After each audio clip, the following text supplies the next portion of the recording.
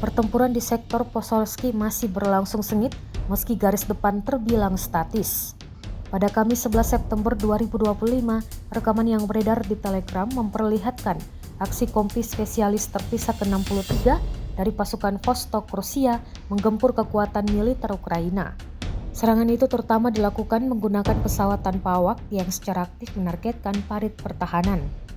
Tentara Ukraina yang berlindung di dalamnya menjadi korban hantaman drone peledak Rusia.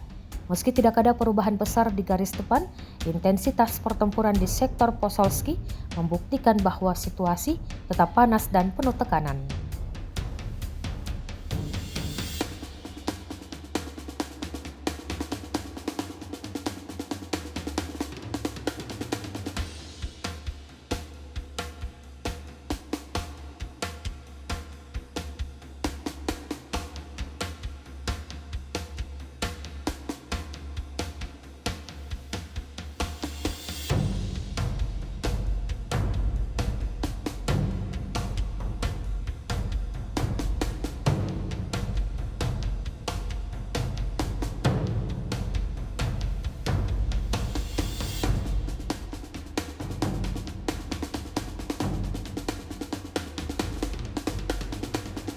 Download Tribun X sekarang, menghadirkan lokal menjadi Indonesia.